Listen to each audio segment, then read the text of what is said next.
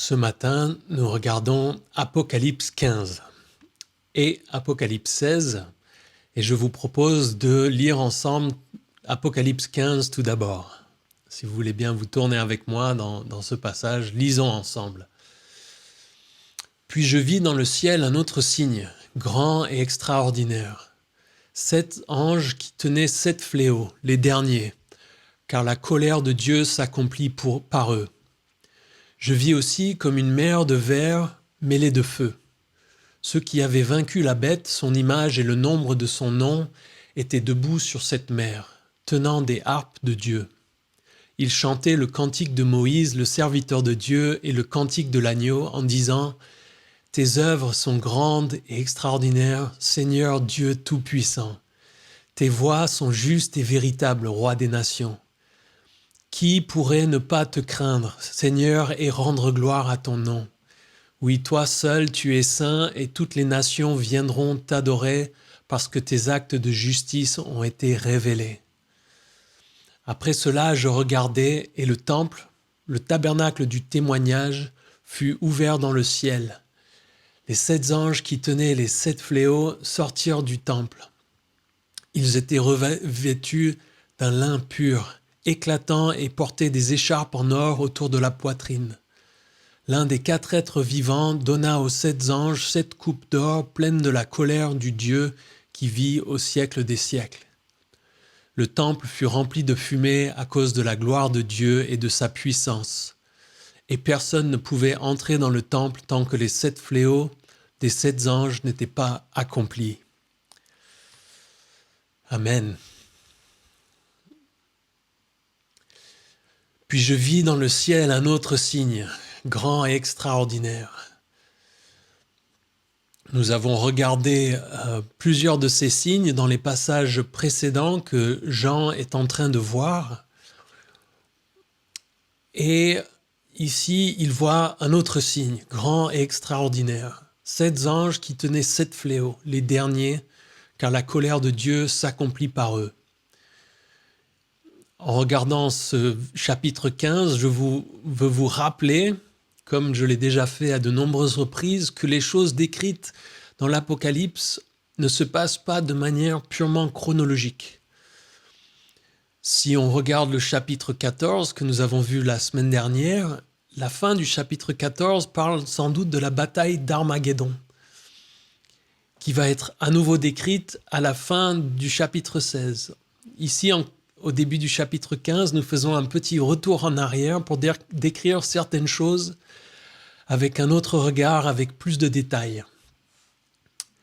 Et le fait de déclarer quelque chose avant de le présenter à nouveau avec plus de détails, c'est quelque chose de typique de la prophétie biblique et de la littérature hébraïque en général.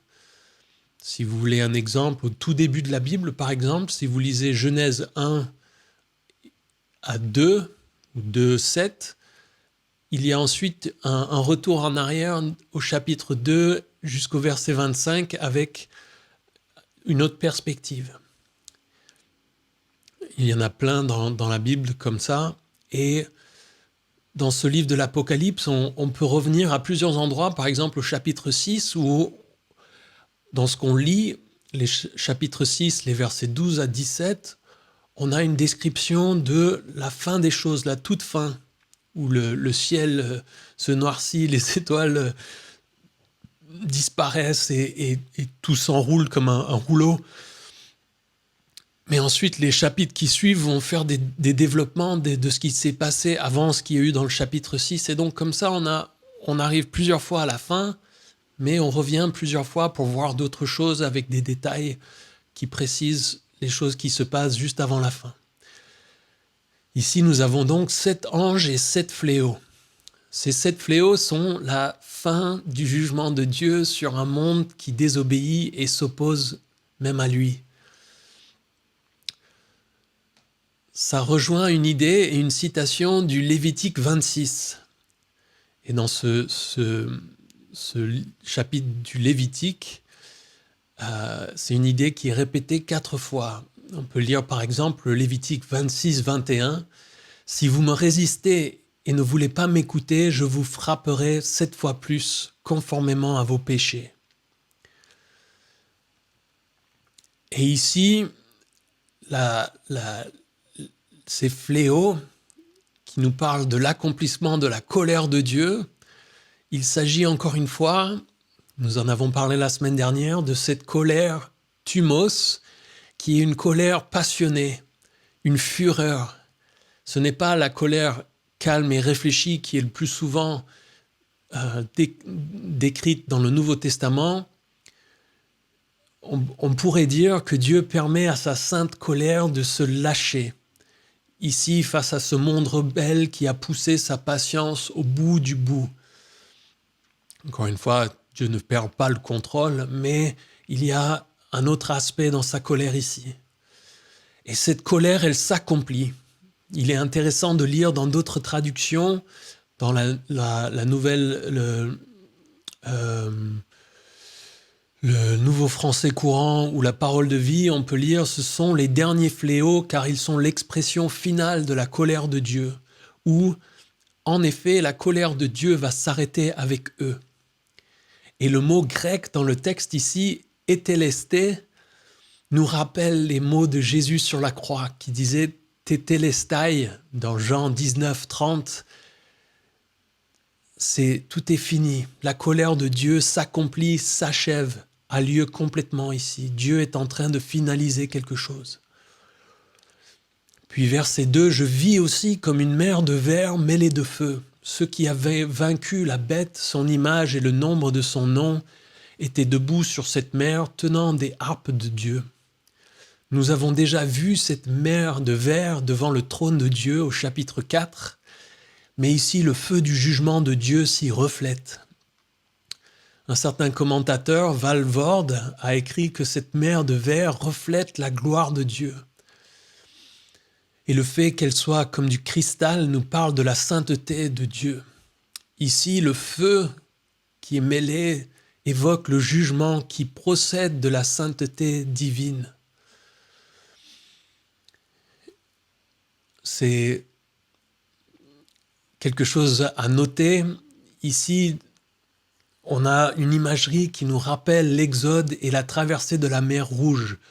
Le rouge, les fléaux, il sera question de Moïse dans le verset qui suit. Il est question du temple, du tabernacle, la nuée de la gloire de Dieu. Il y a une imagerie qui nous provient de l'Ancien Testament. Ceux qui ont vaincu la bête, son image et le nombre de son nom, étaient debout sur cette mer. Il s'agit de ceux qui ont été fidèles jusqu'à la mort. Ce sont les martyrs de la grande tribulation. Nous les avions évoqués au chapitre 7, le passage entre les versets 9 et 17 du chapitre 7. Et ici, il ne s'agit pas de personnes qui ont survécu ici, comme je crois que les 144 000 vont être amenés à le faire, et dont nous avons parlé précédemment. Ici, nous sommes revenus dans le déroulement et nous sommes encore dans la période de la tribulation, car ces fléaux doivent encore s'accomplir. Mais ceux-ci, qui sont présents devant Dieu, ont vaincu la bête malgré leur mort. Et l'Église des premiers siècles parlait du jour du martyr, de la mort d'un martyr, comme d'un jour de victoire. Et donc c'est ceux qui ont vaincu la bête, son image et le nombre de son nom sont debout sur cette mer. Nous ne sommes pas sûrs de la disposition exacte, architecturalement parlant, mais ils sont présents là, à cet endroit. Et nous avons parlé des harpes aussi. Les 24 anciens avaient des harpes. Et maintenant, ces martyrs en ont aussi. Et ils louent Dieu au ciel. Il est bon et toujours intéressant de noter ici que des instruments seront utilisés au ciel. Certaines églises pensent que nous devrions louer Dieu uniquement avec nos voix, que les instruments ne devraient pas être utilisés, mais ça ne semble pas être vraiment quelque chose de biblique, sans parler des choses de l'Ancien Testament, mais nous voyons ici qu'au ciel, il y aura des instruments utilisés. Et verset 3, il chantait le cantique de Moïse, le serviteur de Dieu, et le cantique de l'agneau en disant « Tes œuvres sont grandes et extraordinaires, Seigneur Dieu Tout-Puissant. Tes voies sont justes et véritables, Roi des nations. Qui pourrait ne pas te craindre, Seigneur, et rendre gloire à ton nom? Oui, toi seul, tu es saint, et toutes les nations viendront t'adorer parce que tes actes de justice ont été révélés. » Il chante deux cantiques, le cantique de Moïse et le cantique de l'agneau. Et l'idée ici est qu'il s'agit du même chant. La loi de l'Ancien Testament représentée par Moïse et l'amour du Nouveau Testament, la grâce représentée par l'agneau sont en parfaite harmonie ici. Et ce chant loue Dieu pour ses œuvres grandes et extraordinaires, pour ses voies justes et véritables, pour le fait qu'il est digne de louange, pour ses actes de justice et pour la louange et le fait de pouvoir le louer. Toute la louange, tout ce qui est dit ici, tout ce qui est déclaré concerne Dieu et sa personne. Ces martyrs qui ont souffert beaucoup ne font aucun cas de leur personne. Ils louent Dieu complètement. C'est l'essence de la louange, être totalement et uniquement focalisé sur Dieu, sur sa personne. Et ça doit être quelque chose qui caractérise aussi notre louange. Le fait de ne plus avoir les regards sur nous-mêmes, sur notre situation, sur nos vies, mais de louer Dieu pour qui il est. Après cela, je regardais et le temple, le tabernacle du témoignage fut ouvert dans le ciel. Ici, c'est le vrai tabernacle, le vrai temple. Le tabernacle était en gros une tente immense qui servait de temple transportable lorsque Israël était dans le désert, après leur sortie d'Égypte. Ça nous est décrit dans l'Exode, au chapitre 25 par exemple, et ce temple, ce tabernacle tout d'abord, et le temple qui a suivi était une image d'une réalité céleste. Le vrai tabernacle qui se trouve au ciel, c'est ce que nous explique Hébreux 8, 2. On peut lire Hébreux 8, les versets 1 à 2. Le point capital de ce qui vient d'être dit, c'est que nous avons bien un tel grand prêtre qui s'est assis à la droite du trône de la majesté divine dans le ciel et accompli son service dans le sanctuaire, dans le véritable tabernacle, celui qui a été dressé par le Seigneur et non par un être humain. Donc Hébreux 8, 2 nous dit que c'est au ciel que se trouve le véritable tabernacle. Et de ce tabernacle, de ce temple, verset 6, les 7 anges qui tenaient les 7 fléaux sortirent du temple. Ils étaient revêtus d'un lin pur, éclatant, et portaient des écharpes en or autour de la poitrine. La scène décrite nous présente ces fléaux portés par des anges et qui viennent tout droit du temple de Dieu au ciel, c'est-à-dire de la présence de Dieu. Ces anges exécutent les ordres de Dieu. Ils sont habillés avec un lin pur, éclatant, et ils ont des écharpes en or, à l'image d'une grande pureté, d'une justice parfaite. Puis verset 7, l'un des 4 êtres vivants donna aux 7 anges 7 coupes d'or pleines de la colère du Dieu qui vit au siècle des siècles. 7 coupes, il s'agit de coupes larges et peu profondes qui pouvaient verser leur contenu rapidement. Et ces coupes contiennent les 7 fléaux de la colère de Dieu. Verset 8, le temple fut rempli de fumée à cause de la gloire de Dieu et de sa puissance. Et personne ne pouvait entrer dans le temple tant que les 7 fléaux des 7 anges n'étaient pas accomplis. Personne ne peut entrer à cause de la fumée qui vient de la gloire de Dieu. Et la même chose s'est passée dans le tabernacle lorsqu'il a été achevé et consacré dans l'Ancien Testament.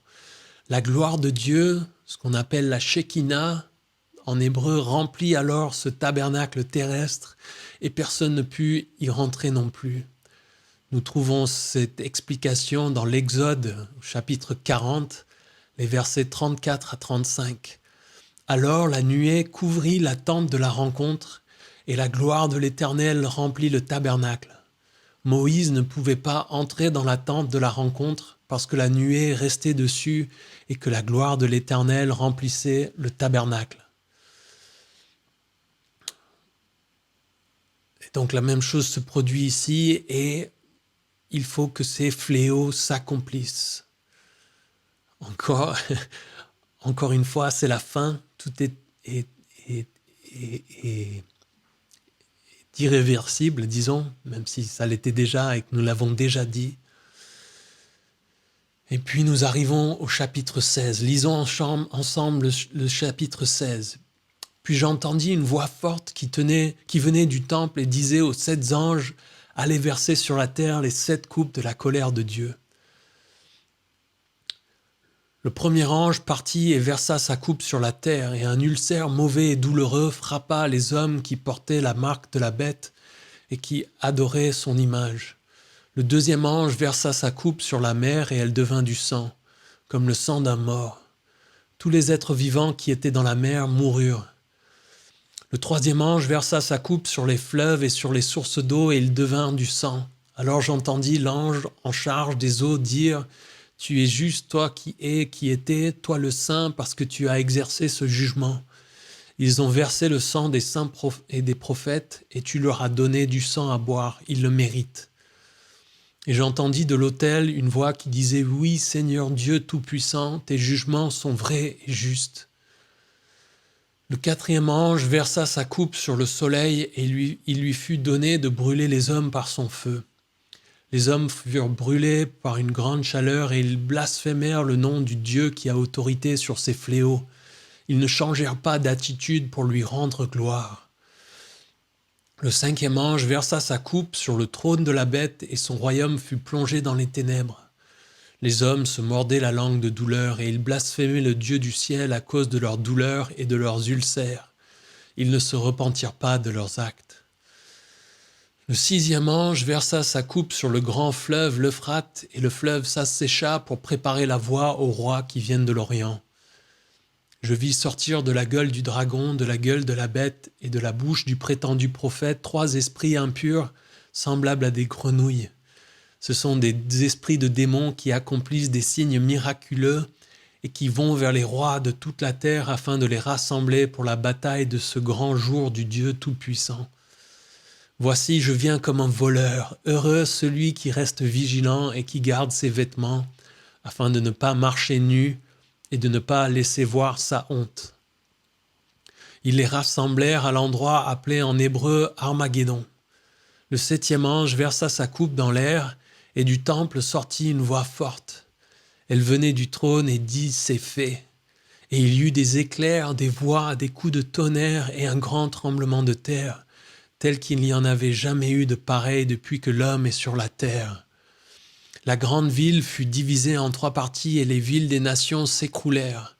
Dieu se souvint de Babylone la grande pour lui faire boire la coupe du vin de son ardente colère. Toutes les îles s'enfuirent et on ne retrouva plus les montagnes. Une grosse grêle dont les grêlons pesaient environ 40 kilos tomba du ciel sur les hommes et les hommes blasphémèrent Dieu à cause du fléau de la grêle parce que ce fléau était terrible. Amen.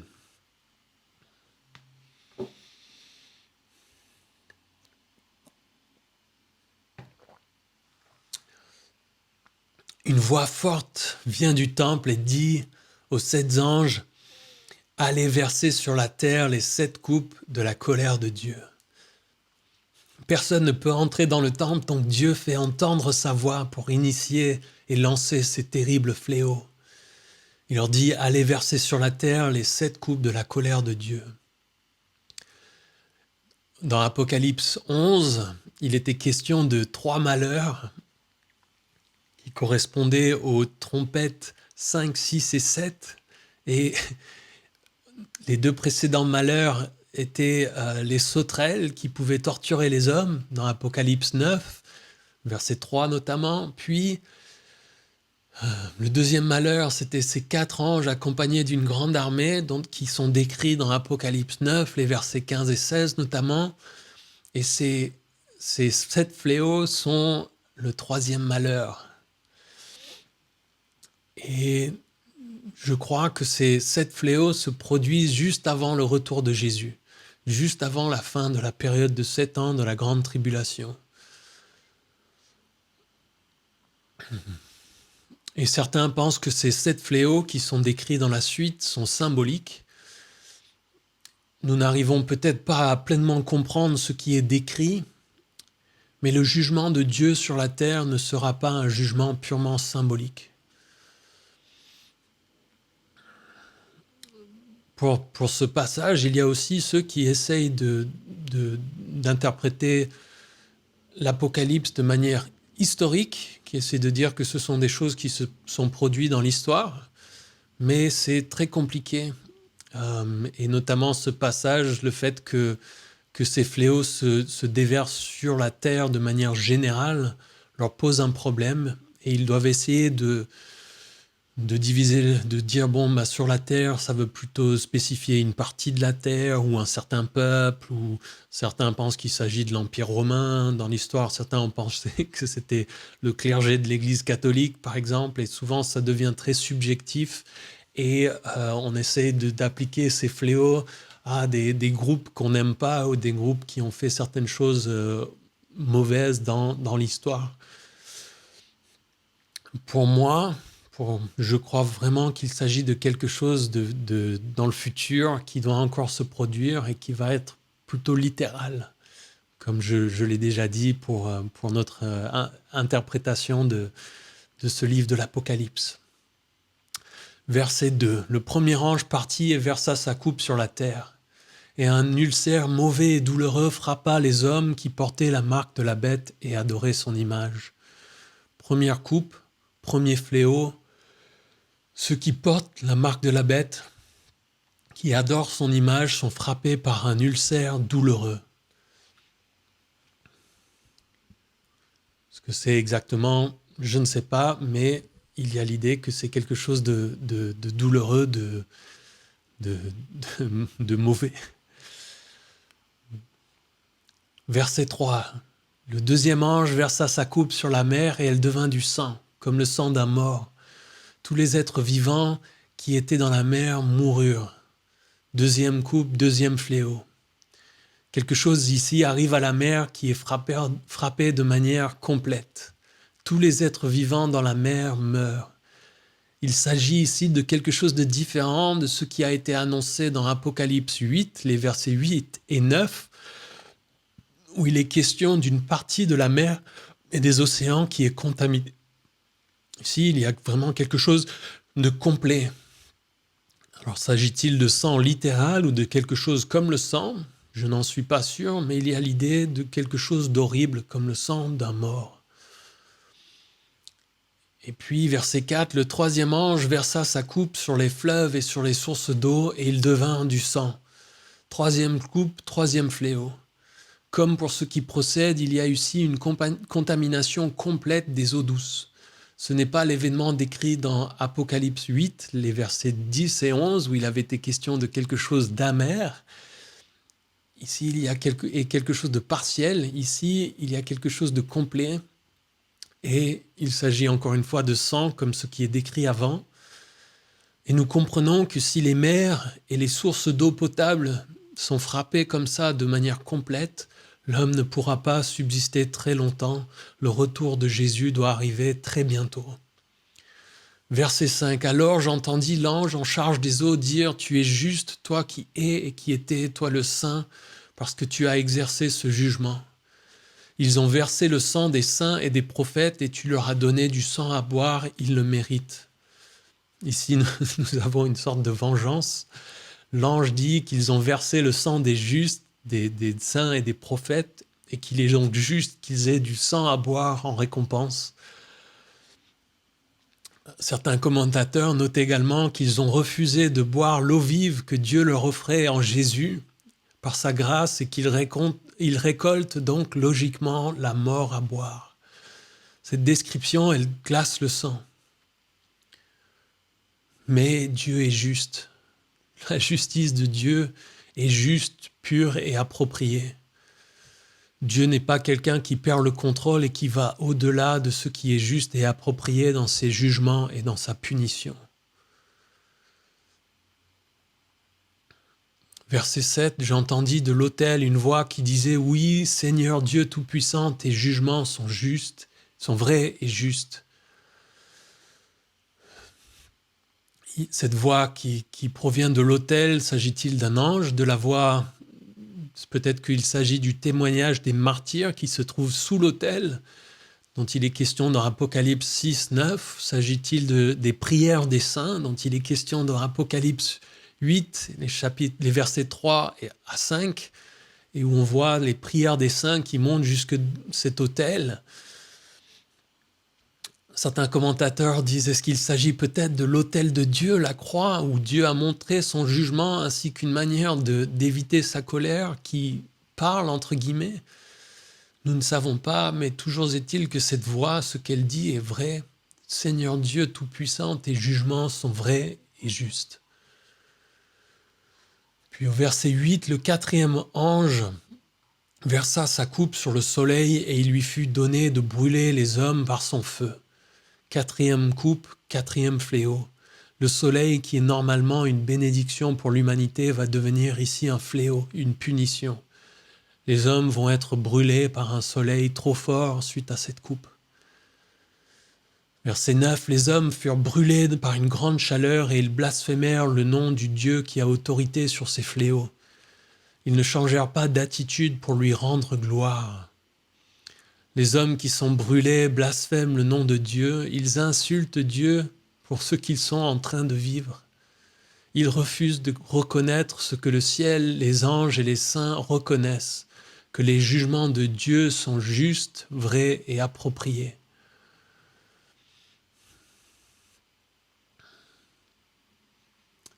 En cherchant la définition de blasphémer dans des dictionnaires, j'ai trouvé cette citation d'un certain Saint Martin de l'an 1790 qui disait « Comment pourrais-je blasphémer contre la source exclusive et génératrice de la vie? Pour nier cet être, ne me faudrait-il pas employer l'organe de la voix et de la parole qu'il m'a donné lui-même ?» Ils insultent Dieu pour ce qu'ils sont en train de vivre. Ils ne changent pas d'attitude. La dureté des cœurs de l'homme ici, elle fait froid dans le dos.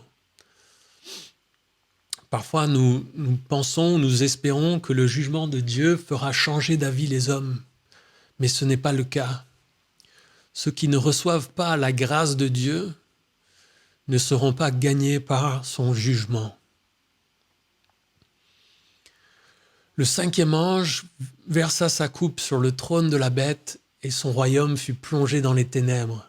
Les hommes se mordaient la langue de douleur et ils blasphémèrent le Dieu du ciel à cause de leurs douleurs et de leurs ulcères. Ils ne se repentirent pas de leurs actes.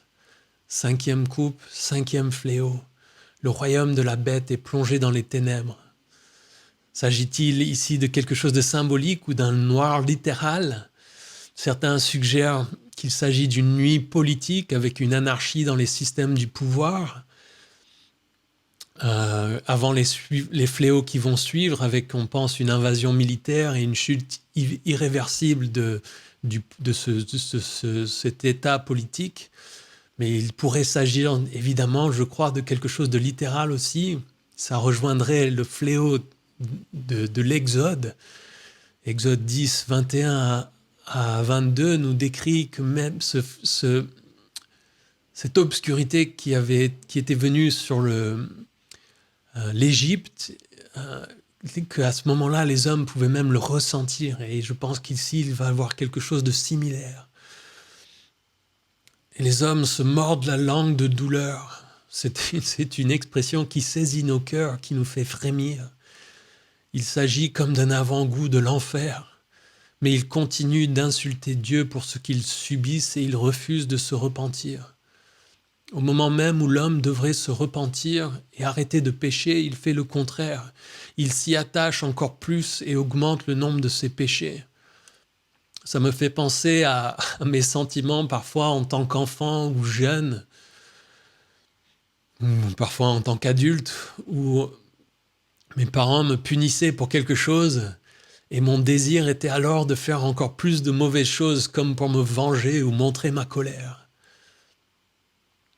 L'homme ici ne se repent pas de ses actes, ne change pas d'attitude et insulte Dieu au contraire.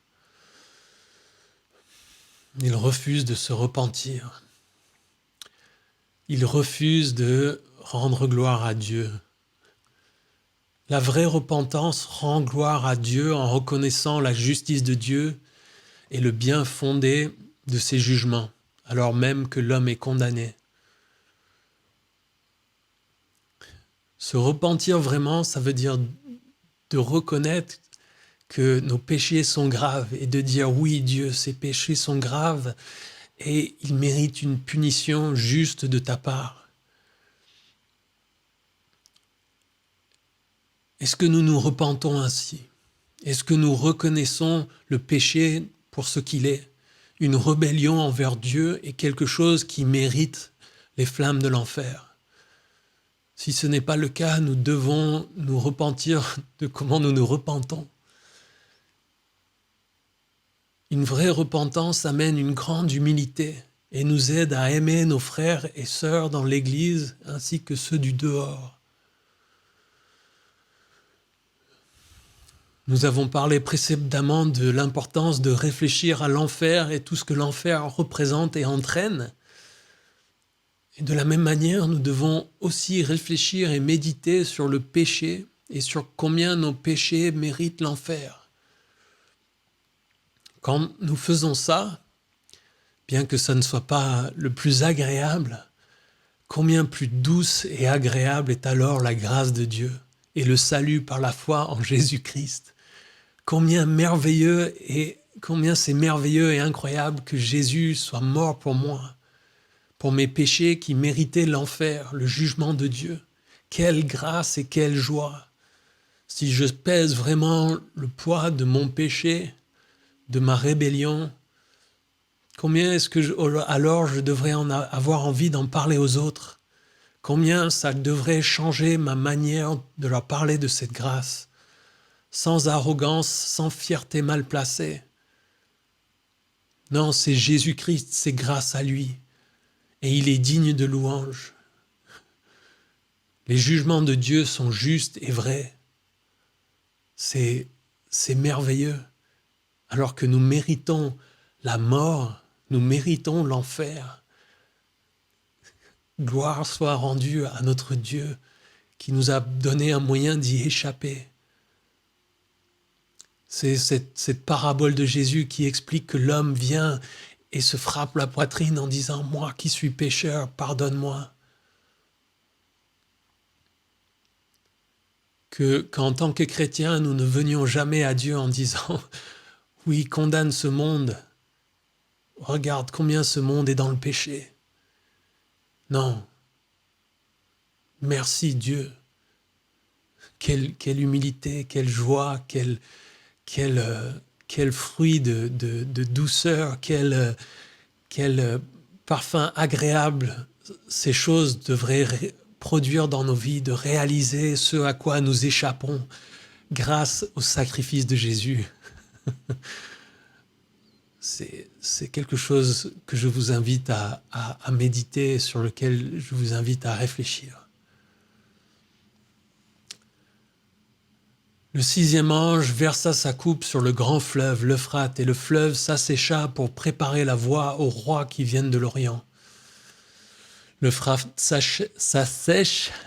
Ce fleuve était à l'époque de l'Empire romain, où Jean écrit notamment un formidable rempart pour leurs frontières à l'est. Il faisait presque 3000 km de long et sur la plupart de sa longueur faisait entre 250 et jusqu'à 1 km de large. C'était très difficile à franchir avec une grande armée. Et ici, d'immenses armées vont venir de l'Orient pour la bataille d'Armageddon. Avec cet Euphrate asséché, ce sera beaucoup plus facile. Ces armées viennent peut-être de Chine, d'Inde ou du Japon, on ne sait pas exactement. Et une question, alors ici, au verset 12, il est dit que ces rois qui viennent de l'Orient, d'accord, ils viennent, une question à laquelle nous n'avons pas de réponse, et pourquoi est-ce qu'ils viennent ? Ce sera peut-être pour attaquer Israël, peut-être pour se rebeller contre l'Antéchrist et sa domination, principalement appuyée par les nations en Europe, d'après ce qu'on pense. Mais au final, ces armées vont combattre contre Dieu et contre son Messie. C'est quelque chose qui nous est décrit notamment dans le psaume 2, je pense. Et verset 13, je vis sortir de la gueule du dragon, de la gueule de la bête, de la bouche du prétendu prophète, 3 esprits impurs semblables à des grenouilles. Ces 3 esprits impurs sont représentés comme des grenouilles. Les Juifs de l'Ancien Testament considéraient les grenouilles comme des êtres impurs, dégoûtants. Et ces esprits ici vont sans doute tromper et entraîner l'humanité restante dans une dernière bataille, une rébellion contre Dieu et Jésus qui revient sur terre. Et ça ressemble à un épisode qui nous est décrit à des esprits mauvais qui viennent dans 1 Roi 22, les versets 19 à 23, et vont utiliser des mensonges dans la bouche de prétendus prophètes pour entraîner un certain roi Achab dans une bataille qui va le détruire. Et je pense qu'il s'agit ici de quelque chose donc de similaire. Et on voit au verset 14 que ce sont des esprits de démons qui accomplissent des signes miraculeux et qui vont vers les rois de toute la terre afin de les rassembler pour la bataille de ce grand jour du Dieu Tout-Puissant. Ils font des merveilles, des miracles, des signes qui servent à tromper les hommes. Et ils font tout ça afin de les rassembler pour la bataille contre Dieu. Il s'agit ici d'une bataille des nations contre Dieu. Dans les prophéties concernant la fin des temps, il est question de 3 grandes batailles. La bataille de Gog et Magog, qui est décrite dans Ézéchiel 38 et 39, qui semble arriver dans la première moitié de la grande tribulation, lorsqu'Israël sera en paix, et il s'agira d'une attaque de la part d'un petit nombre de nations venues du nord. Ensuite, il y a la bataille d'Armageddon, lors de laquelle l'Antéchrist mène le monde dans une bataille contre Jésus qui revient sur terre. Et nous en parlerons la semaine prochaine. Ce sera décrit en plus de détails dans Apocalypse 17, les versets 12 à 16 notamment, et aussi brièvement dans Apocalypse 19. Et il y aura à la toute fin la dernière bataille lors de laquelle Satan et ses alliés se rebellent et combattent contre Dieu après le millénium. Et ça, c'est quelque chose qui est décrit dans l'Apocalypse chapitre 20, versets 7 à 10. Ici, nous avons donc une description de la bataille d'Armageddon. Mais verset 14, c'est la bataille de ce grand jour du Dieu Tout-Puissant. Le vainqueur est déjà apparent. C'est Dieu qui gagne, pas Satan, le dragon, pas la bête qui monte de la mer, l'Antéchrist ou la bête qui monte de la terre, le faux prophète. Non, c'est Dieu qui est le vainqueur. Verset 15, « Voici, je viens comme un voleur. Heureux celui qui reste vigilant et qui garde ses vêtements, afin de ne pas marcher nu et de ne pas laisser voir sa honte. » Au milieu de tout ça, ce rappel vient pour nous faire garder en tête l'idée que nous devons vivre comme Jésus nous le demande, être prêts. Être vêtu communique l'idée d'une sainteté, d'une justice spirituelle et pratique. Nous recevons la justice de Dieu comme un vêtement par la foi. Paul en parle notamment dans Galates 3, 27. Et nous sommes appelés à revêtir le nouvel homme dans notre obéissance pratique à Jésus. Ici, nous devons surtout ne pas être trouvés nus, c'est-à-dire essayant d'être justes par nos propres actions. Et ça nous rappelle Adam et Ève dans le jardin qui se sont rendus compte qu'ils étaient nus et qui ont essayé de se revêtir. Nos bonnes actions, si nous essayons de mériter la justice de Dieu, si nous essayons de mériter le salut, sont décrits nos bonnes actions comme des torchons sales aux yeux de Dieu. Il en est question notamment dans Ésaïe 64, 6. Non, la justice qui vient de Dieu, elle ne peut venir que de notre foi en Jésus et ce qu'il a accompli à la croix. Et nous devons faire attention et rester vigilant afin de ne pas être trouvés nus. Puis verset 16, il continue, ils les rassemblèrent à l'endroit appelé en hébreu Armageddon. Cet endroit, ce nom, il y a évidemment beaucoup de discussions qui entourent ce lieu, ce nom, cette idée.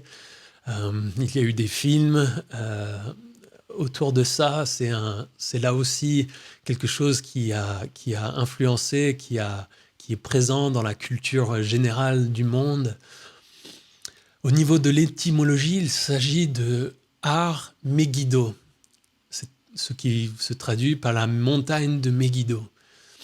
Ce qui est intéressant et qui cause aussi beaucoup de discussions, c'est qu'il n'y a pas de montagne à proprement parler à cet endroit. Megiddo est en fait une vallée qui est mentionnée plusieurs fois dans l'Ancien Testament, et le plus souvent avec des batailles décisives. Dans Juge 5, il sera question d'une bataille d'un certain Déborah contre Sisera. Dans Juge 6 et 7, il y a l'histoire de Gédéon qui va combattre les Madianites. Dans cet épisode, il sera question de la vallée de Jezréel, mais c'est en fait la même vallée de Megiddo. Et puis dans 2 Rois 23 et dans 2 Chroniques 35, il est question d'une bataille entre le pharaon Nécho et le roi Josias. Et c'est en fait un point de stratégique, logique, et où il y a eu beaucoup de grandes batailles. Les historiens estiment qu'il y a eu plus de 200 batailles significatives dans cette région, en comptant entre 1500 avant Jésus-Christ et les années 1917, où il y a eu notamment pendant la Première Guerre mondiale des batailles à cet endroit-là. Et le mieux, c'est donc de comprendre qu'une bataille immense aura lieu, qui sera centrée sur cet endroit de Megiddo, mais qui s'étendra au-delà de cet endroit. Là aussi, pour ceux qui abordent le livre de l'Apocalypse avec une approche historique, ce lieu pose problème. Et on trouve dans des écrits essayant d'attribuer ou de dire que cette bataille d'Armageddon est en fait un nom symbolique pour quelque chose qui a eu lieu ailleurs dans l'histoire. C'est très difficile. On dit que c'est à France pendant la Première Guerre mondiale, ou la bataille d'Austerlitz, ou de Leipzig, ou de Waterloo, ou Stalingrad. Ça devient complètement subjectif et dénué souvent de raisons objectives. Et je pense qu'il s'agit là aussi de quelque chose de littéral et encore à venir. Le 7e ange versa sa coupe dans l'air, et du temple du ciel sortit une voix forte. Elle venait du trône et elle dit « C'est fait ». 7e coupe, dernier jugement. C'est fait, les sceaux, les trompettes, les coupes que nous avons regardées. Dieu a pris son temps, a donné encore du temps aux hommes, mais c'est fini. La coupe est versée ici dans l'air, sans doute, on peut l'imaginer, contre celui qui est appelé dans Éphésiens 2.2, le prince de la puissance de l'air, Satan et ses alliés. Et verset 18, il y eut des éclairs, des voix, des coups de tonnerre et un grand tremblement de terre tel qu'il n'y en avait jamais eu de pareil depuis que l'homme est sur la terre. Des éclairs, des voix, des coups de tonnerre, ça c'est déjà inquiétant. Je vous ai déjà parlé de la fois où la foudre a frappé l'immeuble dans lequel j'habite et l'impression que ça m'a laissé. Mais ce grand tremblement de terre qui secoue la terre comme jamais auparavant, là aussi, on ne peut qu'imaginer.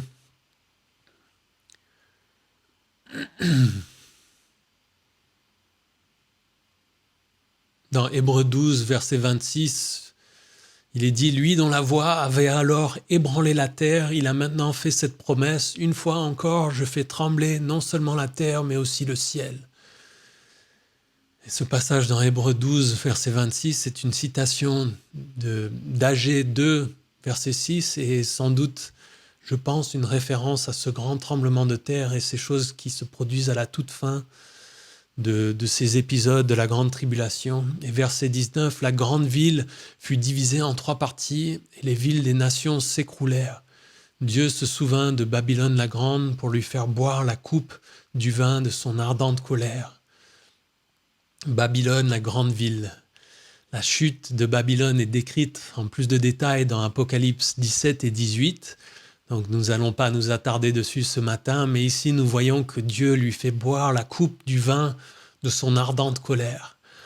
C'est encore, comme nous l'avons expliqué précédemment, le mélange de thumos, cette colère passionnée, et de l'orgueil, une colère juste et posée, cette colère complète. Cette description des 2 aspects de la colère de Dieu qui s'abat sur cette grande ville, Babylone. Et verset 20, toutes les îles s'enfuirent et l'on ne retrouva plus les montagnes. Quelque chose de simplement cataclysmique. Les îles qui s'écroulent et qui disparaissent dans les eaux, les montagnes qui sont aplaties. Et une grande grêle, une grosse grêle avec des grêlons qui pesaient environ 40 kilos tomba du ciel sur les hommes. Et les hommes blasphémèrent Dieu à cause du fléau de la grêle parce que ce fléau était terrible. C'est une sacrée tempête, j'arrive même pas à l'imaginer. La grêle est souvent décrite comme un outil de Dieu pour juger ses ennemis. Dans l'Ancien Testament, on retrouve la grêle décrite comme un jugement, un fléau sur l'Égypte, sur Canaan, sur Israël. Lorsqu'Israël n'obéit pas à Dieu à certains moments, il en sera question dans Ézéchiel concernant Gog et Magog notamment. Et il s'agit toujours d'une punition des ennemis de Dieu. Et ici, cette description des grêlons d'environ 40 kilos, ça, là aussi, ça fait frémir. Vous imaginez des boules de 40 kilos qui s'abattent comme de la pluie sur les choses. La destruction que ça causerait, on peine à comprendre ce que ça pourrait représenter. Mais les hommes continuent dans leur rébellion à ce moment-là et refusent toujours de se repentir. Et plutôt que de se repentir, ils continuent à insulter Dieu. Et encore une fois, la douleur, la souffrance ne mènent pas à la repentance.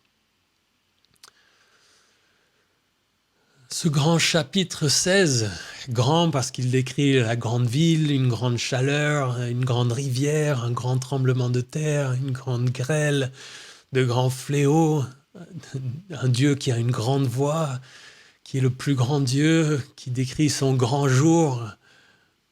Ce grand, entre guillemets, chapitre 16 me laisse un peu sans voix. La violence de ses jugements, la dureté du cœur de ces hommes. Et ça me fait revenir vraiment à cette question. Est-ce que je reconnais à sa juste valeur la gravité de mon péché? Est-ce que je me repens correctement face à ça devant mon Dieu? Il ne s'agit pas de petites fautes. Mes péchés, nos péchés méritent l'enfer et toutes ces punitions que nous voyons décrites ici. Que Dieu me change, que Dieu nous change, qu'il continue son œuvre salvatrice dans ma vie et dans nos vies, qu'il continue de me sanctifier et d'enlever le péché qui, sans sa grâce, me mènerait à ce que je vois décrit ici. Quelle grâce, quel amour de la part de Dieu. C'est quelque chose qui, si ces fléaux et ces punitions me laisse sans voix, le fait que Dieu me sauve et me permette de ne pas subir ces choses que je suis en droit de subir de manière juste. Alléluia, quelle joie, quelle paix, quel amour et combien nous devons louer notre Dieu. Prions ensemble. Merci notre Dieu pour tes œuvres. grande et extraordinaire. Merci pour tes voies justes et véritables. Je veux te craindre comme il se doit.